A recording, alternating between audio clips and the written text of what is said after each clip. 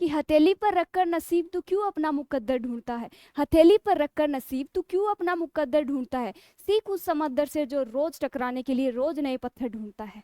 हथेली पर रखकर नसीब तू क्यों अपना मुकद्दर ढूंढता है, तू सीख उस समंदर से जो रोज टकराने के लिए रोज नए पत्थर ढूंढता है। हेलो नमस्कार दोस्तों, मैं पूजा थार करियर बनाओ यूट्यूब चैनल पे आपका हार्दिक स्वागत करती हूँ, हार्दिक अभिनंदन करती हूँ। तो फ्रेंड्स, अपनी सीआरपीएफ के शुरुआओं के लिए ब्रह्मास्त्र सीरीज चल रही है। As a rapid revision batch आपका चल रहा है, एमसीक्यू बैच आपका चल रहा है, आपकी सपनों की उड़ान देने वाला बैच आपका चल रहा है। तो देखिए बढ़ते हैं, मैं आपके लिए रोज लेके आती हूँ हिंदी की क्लास। मेरी क्लासेज लगभग 22 क्लासेज हो चुकी हैं। यदि आज आप पहली बार मेरी क्लास देख रहे हो तो पीछे की क्लासेज जाके देख लेना, और यदि आज वाली क्लास आपको अच्छी लगे तो लाइक शेयर जरूर कर देना। तो 23 नंबर क्लास है, रोज के मैं आपको 25 क्वेश्चन करवा रही हूँ विद एक्सप्लेन। देखिए आपके सीआरपीएफ में 25 क्वेश्चन आने हैं हिंदी के, और 25 क्वेश्चन आने मतलब बहुत अच्छा खासा रोल है हिंदी का। यानी कि यदि 25 में से यदि आप 25 नंबर पूरे लेके आते हो तो आप सिलेक्शन की तरफ क्या हो, नजदीक जा रहे हो। हिंदी एक ऐसा स्कोरिंग सब्जेक्ट है, इसमें आप पूरे में से पूरे नंबर लेके आ सकते हो। बाकी देखो मैं क्वेश्चन आपको बहुत अच्छे अच्छे यानी प्रीवियस ईयर्स के सारे क्वेश्चन लेके आ रही हूँ।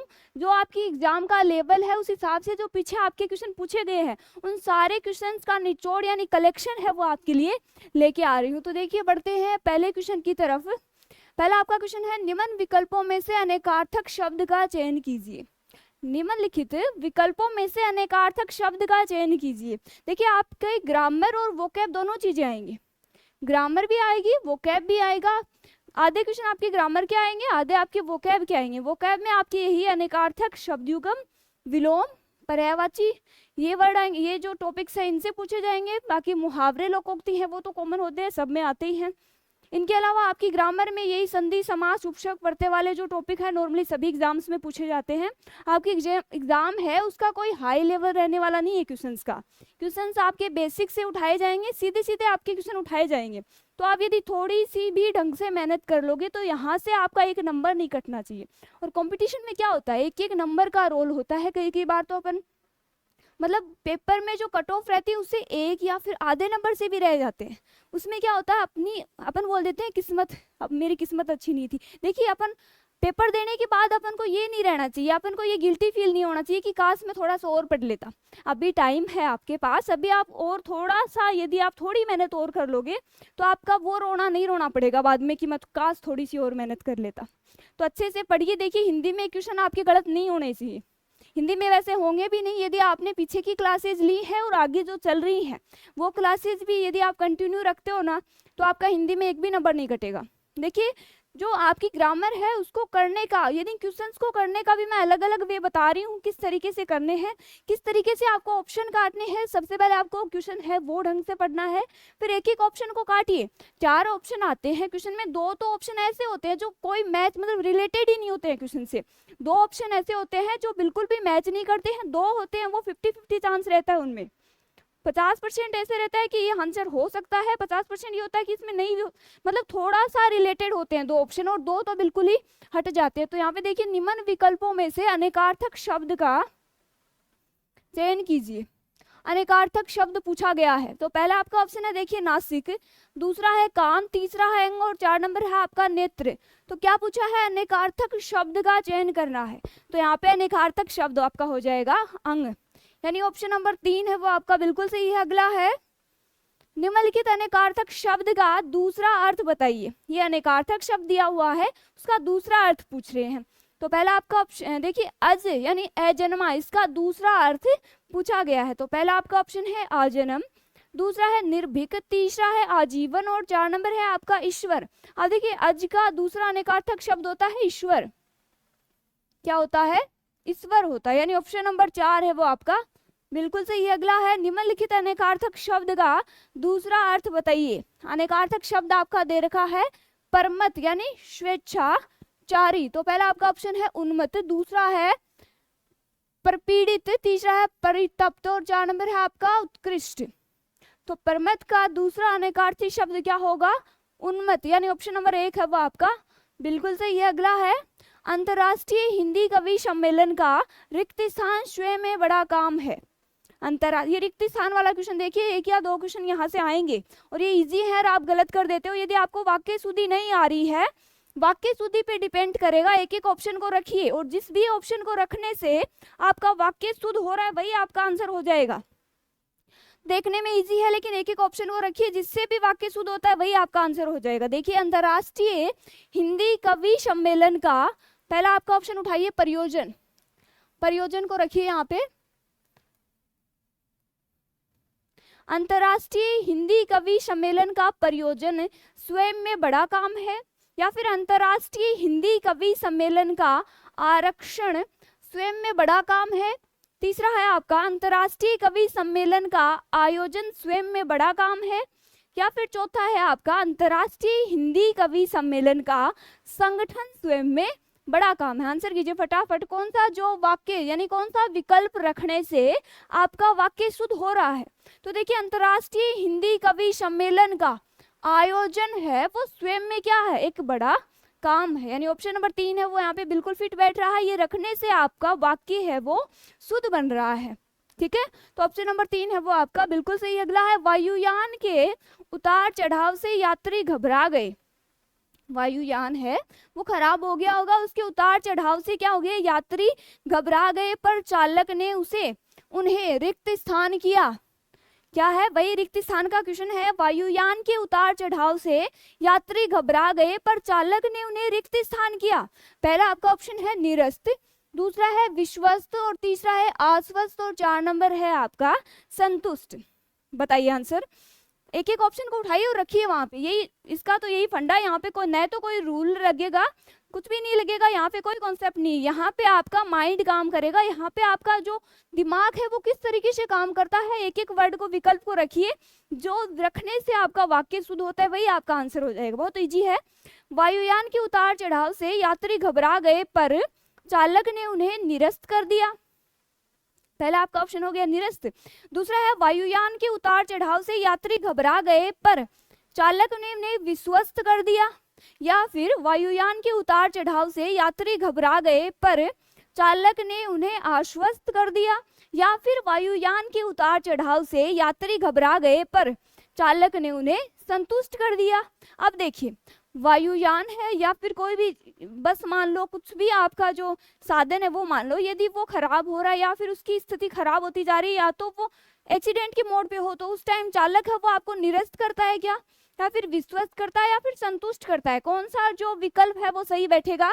देखिए, वायुयान के उतार चढ़ाव से यात्री घबरा गए पर चालक ने उन्हें आश्वस्त कर दिया।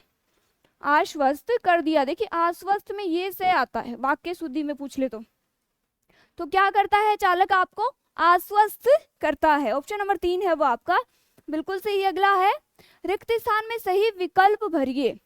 वाक्य दे रखा आपका, वह जिधर रिक्त स्थान जीवन लहरा उठा, जिधर झुका प्रेम बरस पड़ा।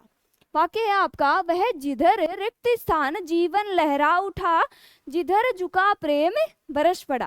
पहला आपका ऑप्शन है मुड़ा, दूसरा है गया, तीसरा है रुका और 4 नंबर है बहा। वही चाह रहा है, वही इन क्वेश्चंस का, तो ना कोई रूल है ना कोई कॉन्सेप्ट है इनके पीछे।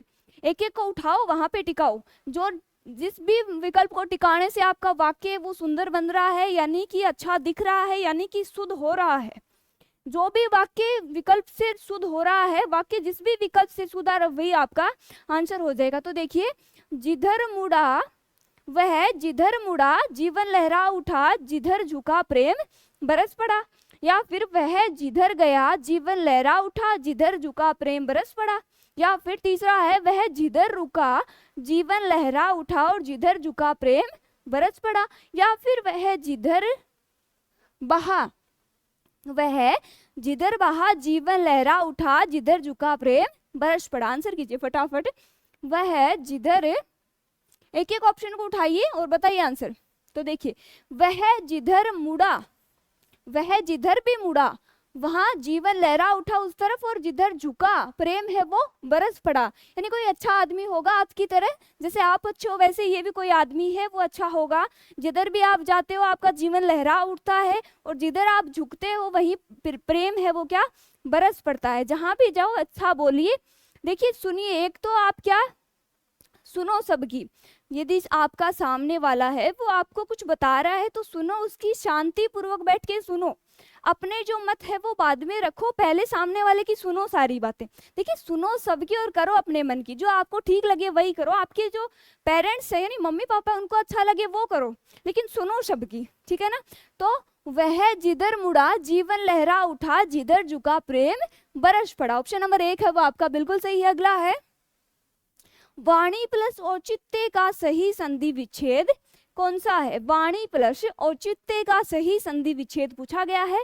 पहला आपका ऑप्शन है वाण्योचित्ते, दूसरा है वाणे चित्ते, तीसरा है वाणे चित्ते और 4 नंबर है वाणो चित्ते। तो देखिए वाणी प्लस औचित्य, एक अच्छी सी बात बताती हूँ मैं आपको, वाणी प्लस औचित्य। देखिए कई बार अपन कंफ्यूज हो जाते हैं, आप बोलते हो कि ये कैसे पता चले कि यहाँ पे ओ आएगा या फिर औ आएगा, नहीं होते होगा, कंफ्यूज हो जाते हो। देखिए एक और वर्ड बताती हूँ, वनौषधि। वनौषधि वर्ड है। अब देखिए इसमें औषधि का तो ठीक है, आपको पता रहता है कि औषधि में तो औ आता है, यानी औषधि क्या होता है? औषधि। लेकिन कई बार ऐसे वर्ड आ जाते हैं उनका अपन को पता नहीं होता है ओ आएगा कि औ आएगा। तो देखिए उसका छोटा सा मैं आपको छोटी सी एक ट्रिक बताती हूँ। वाणोचित्य यदि कोई शब्द है उसके मूल शब्द में ओ आएगा या औ आएगा, ये आपको कैसे पता चलेगा? यदि किसी शब्द के अंत में यह या फिर इक प्रत्यय आ जाए, या फिर इक प्रत्यय आ जाए, तो वहां पे मूल शब्द है उसमें क्या आएगा? औ आएगा, ना कि ओ आएगा। जैसे कि वाणोचित्य शब्द है, वाणोचित्य, तो इसमें यह प्रत्यय होने के कारण, मूल शब्द में अंतिम वर्ण यह होने के कारण यहाँ पे क्या आएगा? औ आएगा। वैसे ही सेम फंडा देखियो वनौषधि में है वन प्लस औषधि, वन प्लस औषधि, ठीक है। अब देखिए वनौषधि शब्द में तो आपको पता है कि औषधि में आपका अव आता है, लेकिन वाण्योचित्य जो शब्द है, अब देखिए वाणी प्लस औचित्य यानी ई प्लस ओ मिलके क्या बन रहा है? यह बन रहा है। तो पहला आपका ऑप्शन है वाण्योचित्य, दूसरा है वाणे चित्ते, तीसरा है वाणे चित्ते और 4 नंबर है वाणो चित्ते।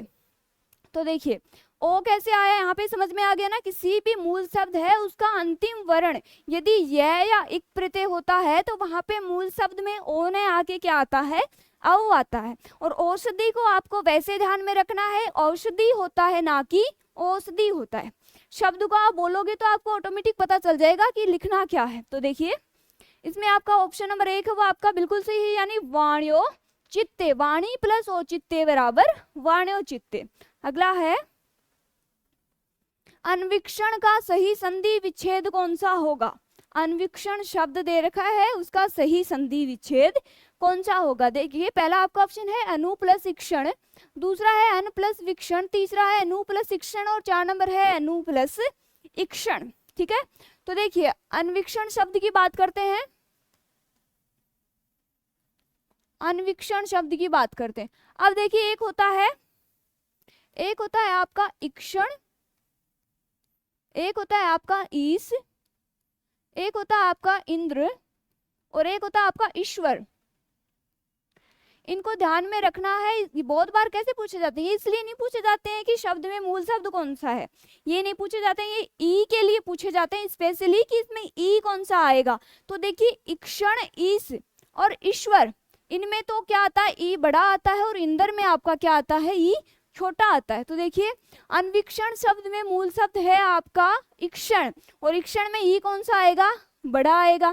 और जो बचता है वो पहले लिखना है, जो भी मूल शब्द को निकालने के बाद जो बचता है वो प्लस से पहले लिख दीजिए। अब इक्षण आपका मूल शब्द सही है। अब देखिए जो बात मैंने थोड़ी देर पहले बताई थी कि संधि या फिर कोई भी टॉपिक है उसमें शब्द को पढ़िए, उसको बोलिए, उससे मूल शब्द निकालिए, 50% आपका आंसर है वहीं आ जाएगा। देखिए 2 ऑप्शन आपके वैसे कट रहे हैं, विक्षण और इक्षण, ये दोनों है वो इसमें मूल शब्द नहीं है। तो देखिए इक्षण और इक्षण बचे आपके 2 ऑप्शन, बचे आपके 2 ऑप्शन। अब इनमें देखिए बहुत ही माइनर मिस्टेक आपको मिलेगी, ध्यान क्या रखना है आपको? अन्वीक्षण शब्द में मूल शब्द आपका इक्षण है और अनु यानी अनु है वो छोटा आएगा कि बड़ा आएगा, ये ध्यान में रखना है। इसमें देखिए परिवर्तन ऊ की मात्रा में है, ऊ की मात्रा में है दोनों में। तो देखिए अनुवीक्षण यानी अनु प्लस इक्षण,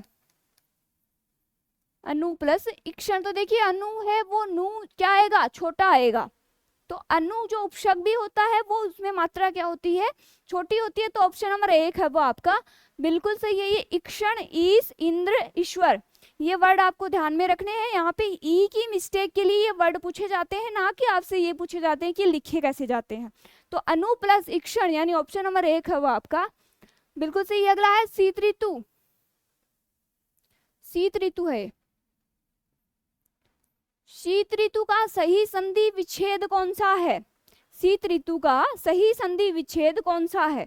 तो पहला आपका ऑप्शन है सी, ये वो सी है, सी प्लस ऋतु, दूसरा है सीता प्लस ऋतु, तीसरा है शीत प्लस ऋतु और 4 नंबर है शीत प्लस ऋतु। तो देखिए मूल शब्द शीत ऋतु, शीत ऋतु में आपका मूल शब्द क्या होगा, ऋतु, यानी शीत प्लस ऋतु, शीत प्लस ऋतु, यानी ए प्लस री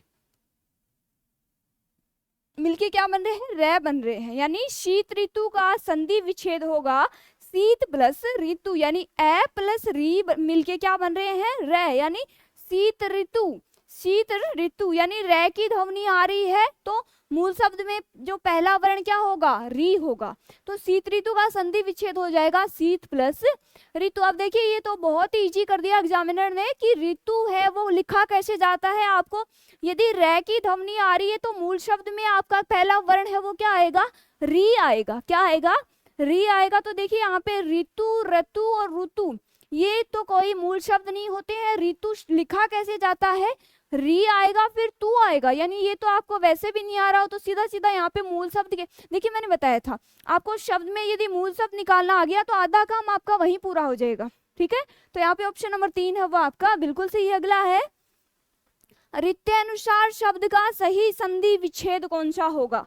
रित्यानुसार शब्द दे रखा है उसका सही संधि विच्छेद क्या होगा। पहला आपका ऑप्शन है रीति प्लस अनुसार, दूसरा है रित्य प्लस अनुसार, तीसरा है ऋतु प्लस अनुसार और 4 नंबर है रीत प्लस अनुसार। आंसर कीजिए फटाफट। रित्यानुसार शब्द में संधि विच्छेद पूछा गया तो देखिए रित्यानुसार शब्द में मूल शब्द की बात करें तो आएगा आपका अनुसार।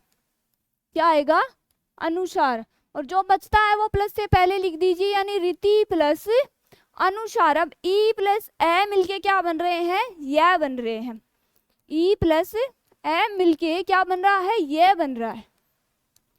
यदि कोई भी वर्ड है वो ये वह और रे से टूटता है तो संधि की बात करें तो कौन सी संधि हो जाएगी इसमें, यण संधि।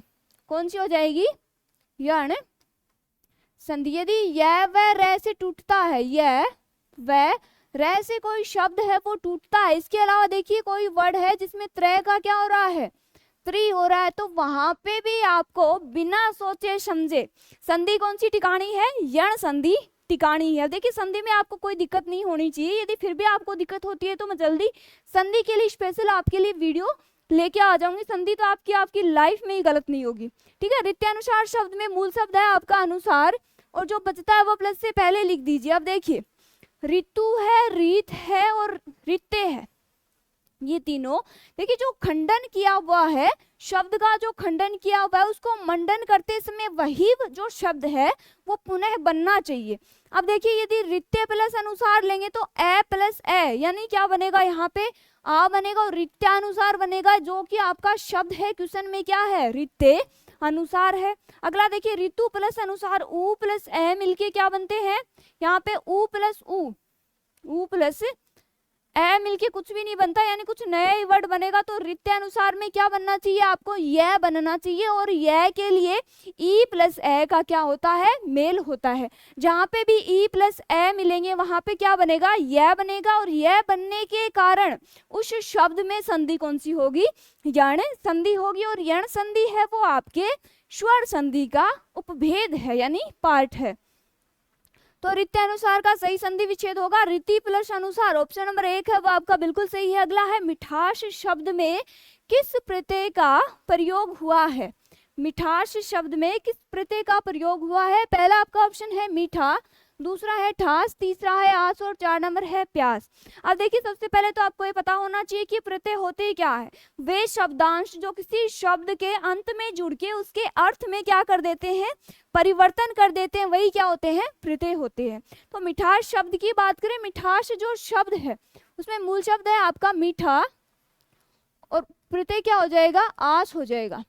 इसके अलावा मिठास शब्द में संज्ञा की बात करें तो मिठास में है आपकी भाववाचक संज्ञा, भाववाचक संज्ञा, ठीक है। तो ध्यान में रखना है मिठास शब्द में आपकी भाववाचक संज्ञा है, क्योंकि मिठास में क्या आ रहा है, आपका भाव आ रहा है। और यदि प्रत्यय की बात करें तो मीठा प्लस आश, तो पहला आपका ऑप्शन है मीठा, ये वैसे कट गया क्योंकि मीठा प्रत्यय कहाँ लगते हैं, शब्द के अंत में लगते हैं, तो ये वैसे कट गया। दूसरा है ठास नाम का कोई प्रत्यय नहीं होता है, प्यास है वो एक शब्द है ना कि प्रत्यय है, तो ऑप्शन नंबर 4 वैसे कट गया। तो मिठास शब्द में किस प्रत्यय का प्रयोग हुआ है, आश का प्रयोग हुआ है। ऑप्शन नंबर 3 है वो आपका बिल्कुल सही है। अगला है निम्न शब्दों में प्रयुक्त प्रत्यय के लिए सही विकल्प का चयन कीजिए, कौन सा इस शब्द में कौन सा प्रत्यय है आपका। तो देखिए शब्द है आपका मच्छरदानी, क्या है, मच्छरदानी, तो इसमें पहला आपका ऑप्शन है अनिये, दूसरा है अन, तीसरा है इया और 4 नंबर है दानी। अब देखिए तो बहुत इजी दे रखा है आपको, मच्छरदानी शब्द में अनि है से तो कोई रिलेशन ही नहीं है इसका, अनि है तो इसमें दूर दूर तक ही नहीं दिख रहा है, अनि ये वैसे कट गया, अन भी इसमें कोई नहीं मिल रहा है, इसमें इया भी नहीं मिल रहा है, यानी मच्छरदानी शब्द में कौन सा प्रत्यय है, दानी प्रत्यय है। प्रत्यय जब भी निकालो शब्द को बोलो, मूल शब्द को अलग करो, जो बचता है वो आगे लिखो, जो भी बचेगा वही क्या होगा, आपका प्रत्यय होगा। तो यहाँ पे दानी है वो आपका प्रत्यय। ऑप्शन नंबर 4 है वो आपका बिल्कुल सही। अगला है परिभाषा में कौन सा उपसर्ग है, वे शब्दांश जो किसी शब्द के पूर्व में जुड़ के उसके अर्थ में क्या कर देते हैं, परिवर्तन कर देते हैं, उसे क्या कहते हैं, उपसर्ग कहते हैं। तो देखिए किसमें पूछा है, परिभाषा शब्द में आपका उपसर्ग पूछा है। पहला आपका ऑप्शन है औ, दूसरा है अपि, तीसरा है प्र और 4 नंबर है आपका परि। तो देखिए परिभाषा शब्द में आपका मूल शब्द है भाषा, प्रत्यय की बात करें तो प्रत्यय है आपका परि, यानी ऑप्शन नंबर 4 है वो आपका बिल्कुल सही है। अगला है अत्यंत में कौन सा उपसर्ग है। देखिए उपसर्ग हो या प्रत्यय हो, सबसे पहले आपको शब्द को तोड़ना यदि आ जाएगा ना तो आपके लिए कुछ भी डिफिकल्ट नहीं है। यदि शब्द को तोड़ना आ गया, यदि आपको शब्द में से मूल शब्द निकालना आ गया तो आपके लिए कुछ भी डिफिकल्ट नहीं है। हिंदी का आधा काम वहीं से पूरा हो जाता है यदि आप शब्द को पढ़ के उसमें से मूल शब्द निकाल लेते हो। तो देखिए अत्यंत शब्द की बात करें तो इसमें मूल शब्द है आपका अंत, क्या है, अंत, और जो बचता है वो पहले लिख दिया यानी अति। देखिए मैंने एक ही बात बोली थी आपको, शुरुआत से एक ही बात बोल रही हूँ, शब्द को पढ़िए बोलिए उससे मूल शब्द निकालिए, जो बचता है वो पहले लिख दीजिए, वही आपकी संधि है, और जैसा जहां भी जैसा परिवर्तन हो रहा है वही संधि का नाम लिख दीजिए, ठीक है। तो अत्यंत शब्द में यह से आपका शब्द है वो टूट रहा है, मूल शब्द है अंत। संधि की बात करें तो यण संधि, और क्या बचता है अंत निकालने के बाद जो भी बचता है वो पहले लिख दीजिए, लिख दिया आपने, यानी अति प्लस अंत। उपसर्ग पूछा है यानी पूर्व में जुड़ेगा, तो पहला आपका ऑप्शन है ए, दूसरा है अति, तीसरा है अंत और 4 नंबर है आ। अब देखिए उपसर्ग का आपको ये बताया पूर्व में जुड़ता है तो अंत वैसे कट गया, अंत है उसके अंत में आ रहा है यानी लास्ट में आ रहा है, तो अंत वैसे कट गया। आ का यहाँ पे कोई रिलेशन नहीं है, क्योंकि यदि ए भी अपन देखें, यदि पूर्व में देखें तो आपका ए है ना कि आ है, तो ऑप्शन नंबर 4 वैसे कट गया। पहला है आपका ए, यदि ए लेते हैं तो मूल शब्द आपके पास बचता है तयंत, और तयंत नाम का कोई मूल शब्द नहीं होता है, तो अति है वो आपका क्या है, सही उपसर्ग है अत्यंत में। अति प्लस अंत, संधि की बात करें तो यण संधि, तो ऑप्शन नंबर 2 है वो आपका बिल्कुल सही है। अगला है बैल न कूदे कूदे तंगी, कहावत का सही अर्थ है। बैल न कूदे कूदे तंगी, जो कहावत दे रखी है उसका अर्थ पूछा है। तो देखिए पहला आपका ऑप्शन है वीरता पर विश्वास होना, दूसरा है गड्ढे में कूदना, तीसरा है साहसिक कार्य करना, और 4 नंबर है स्वामी के बल पर सेवक का साहस। आंसर कीजिए, बैल न कूदे कूदे तंगी कहावत का अर्थ है। देखिए तो इस कहावत का सही अर्थ हो जाएगा आपका स्वामी के बल पे सेवक का साहस। बैल न कूदे कूदे तंगी, स्वामी के बल पे कूदता है ना बैल भी, तो स्वामी के बल पर सेवक का साहस, यानी ऑप्शन नंबर 4 है वो आपका बिल्कुल सही। अगला है खग जाने खग की भाषा, खग जाने खग की भाषा लोकोक्ति का उचित अर्थ है। तो देखिए पहला आपका ऑप्शन है पक्षियों की तरह बोलना, दूसरा है पक्षियों की भाषा ने जानना, तीसरा है पक्षी अपनी भाषा स्वयं समझता है, और 4 नंबर है समान प्रवृत्ति वाले लोग एक दूसरे को सराहते हैं, या फिर समान प्रवृत्ति वाले लोग हैं वो एक दूसरे की भाषा को क्या करते हैं, समझ सकते हैं। अब देखिए यदि आपकी मम्मी, यदि आप कुछ कोई भी सेंटेंस यदि बोलते हो, छोटे बच्चे होते हैं वो यदि जब बोलना स्टार्ट करते हैं तो उसकी भाषा सबसे पहले कौन समझती है, उसकी मम्मी समझती है ना। जैसे कि मम्मी बोलती है कई बार कि ये बोलना चाह रहा है, तो वो खग जाने खग की भाषा, वो माँ है। माँ देखो एक ऐसी चीज है दुनिया में, वो अपने बच्चों के लिए अपनी जान भी कुर्बान कर सकती है कि नहीं। तो आप हमेशा अपनी माँ की रिस्पेक्ट किया करो, अपनी मम्मी के सपनों को पूरा करने के लिए दिन रात मेहनत कीजिए। इस बार अपने माँ बाप के सपनों को पूरा करना है, अपने माँ बाप की फिक्र को किसमें बदलना है, फक्र में बदलना है। तो अच्छे से मेहनत कीजिए। खग जाने खग की भाषा यानी समान प्रवृत्ति वाले लोग होते हैं वो एक दूसरे को क्या करते हैं, सराहते हैं, या फिर समान प्रवृत्ति के लोग होते हैं वही क्या, एक दूसरे की भाषा को समझ सकते हैं। जैसे एक ही थाली के चट्टे बट्टे होना यानी एक ही प्रवृत्ति के होना। तो यहाँ पे ऑप्शन नंबर 4 है वो आपका बिल्कुल सही है। अगला है अक्ल का दुश्मन मुहावरे का अर्थ है। अक्ल का दुश्मन मुहावरे का अर्थ है, पहला आपका ऑप्शन है मित्र, दूसरा है महापंडित, तीसरा है महामूर्ख, और 4 नंबर है आपका शत्रु। तो देखिए अक्ल का दुश्मन होना यानी कि मित्र तो नहीं हो सकता, महापंडित भी नहीं हो सकता, अक्ल का ही दुश्मन है तो वो पंडित क्या होगा, पंडित तो क्या होते हैं, ज्ञानी होते हैं। तो अक्ल का दुश्मन वैसे नहीं हो सकता, शत्रु वैसे नहीं हो सकता। तो क्या होगा, ऑप्शन कौन सा बचा, एक ही ऑप्शन बचा, आप लगा दो या मैं लगा दूं। तो देखिए अक्ल का दुश्मन होना यानी महामूर्ख होना, ऑप्शन नंबर 3 है वो आपका बिल्कुल सही है। अगला है ग्रस्त का विलोम शब्द है। ग्रस्त दे रखा है, उसका विलोम शब्द पूछा है। पहला आपका ऑप्शन है स्वच्छंद, दूसरा है मुक्त, तीसरा है खुला, 4 नंबर है आपका अग्रस्त। तो देखिए ग्रस्त का विलोम होता है मुक्त, क्या होता है, मुक्त होता है। देखिए रोज की तरह 5-10 और भी विलोम शब्द बताती हूँ मैं। देखिए अज्ञे होता है, अज्ञे का आपका विलोम होता है विज्ञे, अज्ञे का क्या होता है, विज्ञे। एक होता है अंतरंग, अंतरंग का आपका होता है बहिरंग। एक होता है हास्य, हास्य का आपका होता है रुदन, ठीक है। अब देखिए एक होता है अभिज्ञ, अभिज्ञ का आपका होता है अनभिज्ञ। वही आविर्भाव का होता है तिरोभाव, आविर्भाव का क्या होता है, तिरोभाव, आविर्भाव का तिरोभाव होता है। आविर्भाव का आपका तिरोभाव हो गया। आशीर्वाद का आपका अभिशाप होता है, आशीर्वाद का अभिशाप होता है, अभिशाप होता है। जड़ का आपका चेतन होता है, यथार्थ का आदर्श होता है, क्या होता है, आदर्श होता है। तेजस्वी का आपका निस्तेज होता है, उन्मुख का विमुख होता है, संधि का विच्छेद होता है, समास का व्यास होता है, उपसर्ग का प्रत्यय नहीं होता है, क्या होता है, परसर्ग होता है। तो यहाँ पे ग्रस्त का पूछा है, ग्रस्त का मुक्त होता है, सामान्य का विशेष होता है, ये भी ध्यान में रखने हैं। तो यहाँ पे ऑप्शन नंबर 2 है वो आपका बिल्कुल सही है। अगला है हास्य का विलोम शब्द है, हास्य का विलोम शब्द है। पहला आपका ऑप्शन है विहास, दूसरा है अहास, तीसरा है निहास, और 4 नंबर है आपका रुदन। तो देखिए हास्य का आपका विलोम हो जाएगा रुदन, हंसने का रोना होता है, वैसे ही हास्य का क्या हो जाएगा, रुदन, यानी ऑप्शन नंबर 4 है वो आपका बिल्कुल सही है। अगला है मनसिज का पर्यायवाची शब्द है, मनसिज का पर्यायवाची शब्द है। पहला आपका ऑप्शन है पुष्पेज, दूसरा है मंडप, तीसरा है कामदेव, और 4 नंबर है आपका मंदिर। तो देखिए मनसिज का पर्यायवाची शब्द क्या होगा, कामदेव। ऑप्शन नंबर 4 है, सॉरी 3 है वो आपका बिल्कुल सही है। मनसिज किसको बोलते हैं, कामदेव को बोलते हैं। तो ऑप्शन नंबर 3 है वो आपका बिल्कुल सही। अगला है ऋतुपति का पर्यायवाची शब्द है, ऋतुपति का पर्यायवाची शब्द है। तो देखिए पहला आपका ऑप्शन है बसंत, दूसरा है मधुमास, तीसरा है सूर्य, और 4 नंबर है आपका वर्ष।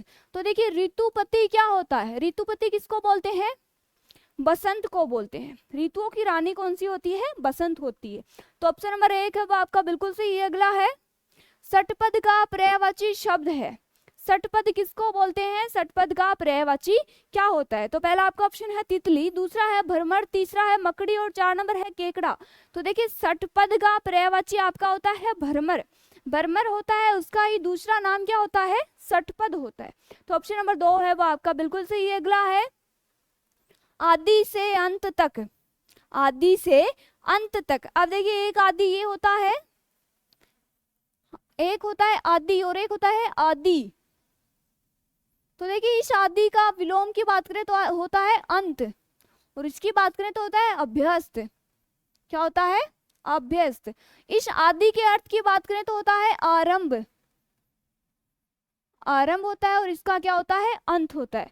ये कई बार आपके शब्दयुगम में पूछे जाते हैं। जो छोटे वाला आदि होता है उसका होता है शुरुआत, यानी आरंभ होता है, और जो बड़े यानी बड़ी मात्रा ई की होती है आदि, वो क्या होता है, लत होती है। वो क्या होती है, लत पड़ना। ठीक है, तो देखिए यहाँ पे पूछा आदि से अंत तक, वाक्यांश के लिए एक शब्द है। पहला आपका ऑप्शन है आदोपांत, दूसरा है आदि, तीसरा है दिगंत और 4 नंबर है आपका अंतिम। तो देखिए आदि से अंत तक के लिए वाक्यांश का एक शब्द है आधोपांत। क्या होता है, आधोपांत, यानी ऑप्शन नंबर 1 है वो आपका बिल्कुल सही है। एक होता है आपका देखिए नवोडा। क्या होता है, नवोडा। नवोडा किसको बोलते हैं, नवविवाहित जो स्त्री होती है उसको क्या बोलते हैं, नवोडा कहते हैं। जिसका अभी अभी क्या हुआ है, विवाह हुआ है, उसे नवोडा बोलते हैं। एक होता है आपका अध्युडा।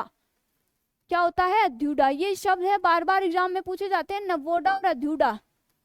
अध्युडा क्या होता है, वह स्त्री जिसके पति ने दूसरी शादी कर ली हो उसे क्या बोलते हैं, अध्युडा बोलते हैं। तो आदि से अंत तक आद्योपांत, नवविवाहित स्त्री को नवोडा, और वह स्त्री जिसके पति ने दूसरी शादी कर ली उसे अध्युडा बोलते हैं।